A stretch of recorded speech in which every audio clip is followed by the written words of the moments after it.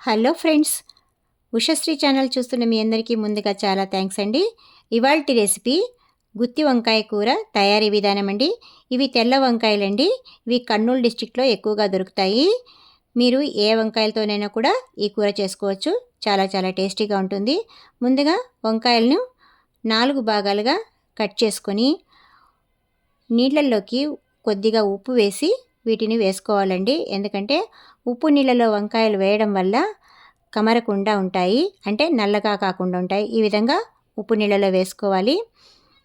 ఈ విధంగా 4 భాగాలుగా కట్ చేసుకొని ఉప్పు వేసి పెట్టుకున్న నీళ్ళలో వేసి పెట్టుకోవాలి. ఇప్పుడు మసాలాకు 2 స్పూన్ల పల్లీలండి, అంటే ఇలా పెద్ద స్పూన్తో 2 స్పూన్ల పల్లీలు తీసుకోవాలి. ఈ విధంగా పల్లీలను దోరగా వేయించుకోవాలండి. అయితే ఇవి సగం వేగిన తర్వాత మళ్ళీ 2 స్పూన్ల తెల్ల నువ్వులు వేసుకొని వేయించుకోవాలండి. తెల్ల నువ్వులను కానీ తీసుకోవచ్చు, లేదా నల్ల నువ్వులు కానీ తీసుకోవచ్చు. అయితే నువ్వులను పల్లీలతో పాటు వేసి వేయించుకోకూడదు, ఎందుకంటే నువ్వులు త్వరగా మాడిపోతాయి కదా. అందుకని పల్లీలు సగం వేగిన తర్వాత నువ్వులు వేసుకోవాలి. ఈ నువ్వులు కూడా సగం వేగిన తర్వాత ఇప్పుడు తురిమి పెట్టుకున్న 4 స్పూన్ల ఎండు కొబ్బరి అండి ఇది. ఈ 4 స్పూన్ల ఎండు కొబ్బరిని కూడా వేసి వేయించుకోవాలి. ఇలాగా ఒకదాని తర్వాత ఒకటి వేసి వేయించుకోవడం వల్ల సమంగా వేగుతాయి. ఇప్పుడు 1 స్పూన్ ఆయిల్ వేసి ఇందులోకి ఒక చిన్న స్పూను, అంటే చిన్న టేబుల్ స్పూను ధనియాలు వేసుకోవాలి. అలాగే 1/2 స్పూన్ వరకు జీలకర్ర కూడా వేసుకోవాలి. ఇలాగా ధనియాలు జీలకర్ర వేయించుకునేటప్పుడు కొంచెం మెంతులండి, ఇవి వాసనకు మాత్రమే. ఇవి వేయడం వల్ల కూర బాగా మంచి వాసన వస్తుంది. మంటను ఎప్పుడు సిమ్లోనే పెట్టుకొని వేయించుకోవాలండి, లేకపోతే ఇవి మాడిపోతాయి. తర్వాత 1 ఇంచు దాకా చెక్కను వేసుకోవాలండి, దాల్చిన చెక్కను. ఇది కూడా వేసి వేయించుకోవాలి. చివరగా 10 ఎండుమిర్చి తీసుకున్నానండి నేను, అంటే ఈ కూరకు ఈ మిరపకాయలు సరిపోతాయి. మీకు కారం ఎక్కువ అనిపిస్తే 2 మిరపకాయలను తగ్గించుకోండి. ఈ విధంగా చివరగా మిరపకాయలను కూడా వేసి వేయించి పక్కన పెట్టుకోవాలి. ఇప్పుడు ఇది అల్లం అండి, 1 ఇంచు దాకా ఉంటుంది. తర్వాత 2 టమాటా పళ్ళు, ఆ తర్వాత 1 మీడియం సైజు ఉల్లిగడ్డ, వీటన్నిటిని తరుక్కొని ముక్కలు చేసి పెట్టుకోవాలి. తర్వాత 12-13 రెబ్బల దాకా వచ్చేటట్టుగా ఉండే ఎల్లిపాయ, అంటే ఈ సైజు ఎల్లిపాయ, అంటే వెల్లుల్లిపాయ సరిపోతుంది. మళ్ళీ కడాయి పెట్టుకొని 1 స్పూన్ ఆయిల్ వేసుకొని ముందుగా పొట్టు తీసి పెట్టుకున్న వెల్లుల్లి రెబ్బలను వేసుకోవాలి. ఆ తర్వాత కట్ చేసి పెట్టుకున్న అల్లం ముక్కలను కూడా వేసుకోవాలండి. వీటిని కూడా కొంచెం పచ్చివాసన పోయేదాకా వేయించుకుంటే చాలు. ఇలాగా కట్ చేసి పెట్టుకున్న అల్లం ముక్కలను వేసి దోరగా వేయించుకోవాలి. ఇవి 2 వేసిన తర్వాత ఇప్పుడు మనం కట్ చేసి పెట్టుకున్న ఉల్లిపాయ ముక్కలను వేసుకోవాలండి. ఇలాగా కట్ చేసి పెట్టుకున్న ఉల్లిపాయ ముక్కలను కూడా వేసి వేయించుకోవాలి. ఇవి కూడా అంతే, కొంచెం పచ్చివాసన పోయేదాకా వేయించుకుంటే చాలు.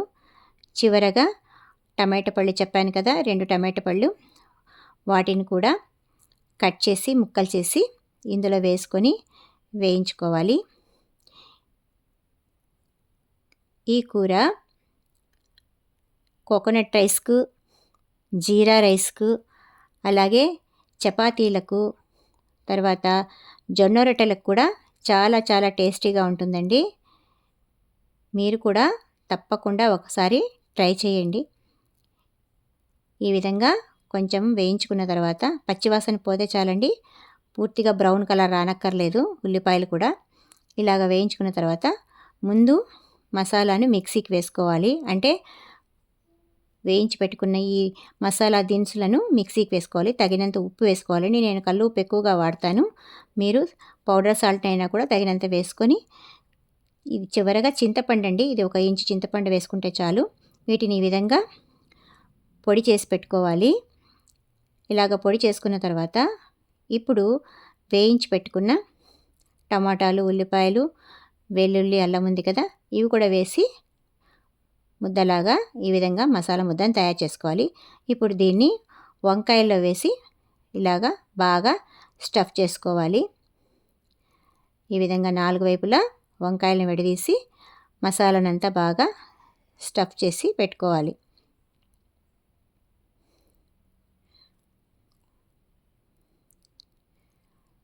ఇవి 1/4 కేజీ వంకాయలండి. 1/4 కేజీ వంకాయలకు ఈ మసాలా సరిపోతుంది. 1/4 కేజీకి 8 వచ్చాయి వంకాయలు. మీరు నల్ల వంకాయలతో కూడా చేసుకోవచ్చు, లేదా వంకాయలను ఈ విధంగా కాకపోయినా ముక్కలుగా కట్ చేసి అయినా కూడా ఈ మసాలాను వేసుకొని చేసుకోవచ్చు. ఇలాగ కడాయి పెట్టుకొని పెద్ద స్పూన్ అండి ఇది, ఈ పెద్ద స్పూన్తో 1.5 స్పూన్ దాకా ఆయిల్ వేసుకోవాలి.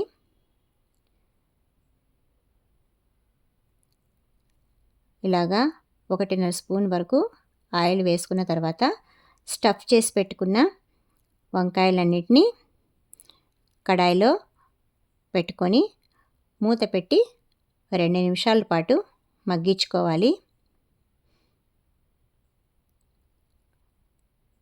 ఇలాగ వంకాయలన్నిటినీ కడాయిలో పెట్టి మంటను మీడియం సైజులోనే పెట్టుకోవాలండి, హైలో పెట్టుకోకూడదు. మూత పెట్టేసేసి 2 నిమిషాలు మగ్గించుకున్న తర్వాత ఇలాగా వంకాయ బ్రౌన్ కలర్లోకి వస్తుంది కదా. ఇప్పుడు మిగిలిన మసాలా ముద్దను కూడా ఇందులో వేసి మళ్ళీ 2 నిమిషాల సేపు మూత పెట్టి మగ్గించుకోవాలి. ఇలాగా మిగిలిన మసాలా ముద్ద ఉంటుంది కదా, ఇది కూడా వేసి మూత పెట్టేసేసి 2 నిమిషాల పాటు మగ్గించుకోవాలి.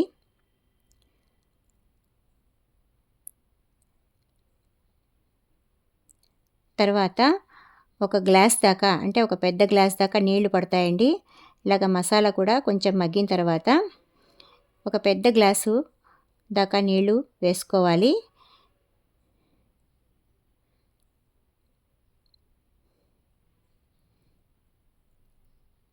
నేను మిక్సీలోనే నీళ్లు వేస్తున్నానండి.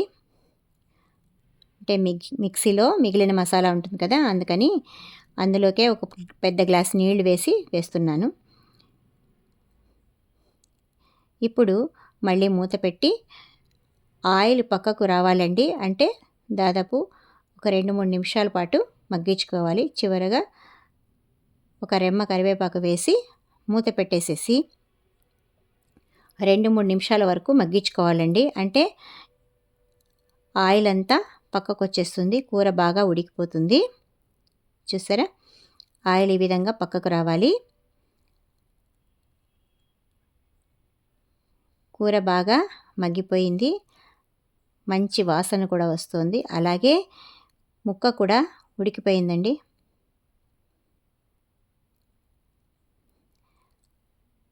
ఈ విధంగా మగ్గించుకున్న తర్వాత చివరగా కట్ చేసి పెట్టుకున్న కొత్తిమీరను పైన వేసేసి 1 నిమిషం మూత పెట్టేసేయాలండి. తర్వాత స్టవ్ ఆఫ్ చేసేసుకోవాలి. 1 నిమిషం సేపు మూత పెడితే చాలు.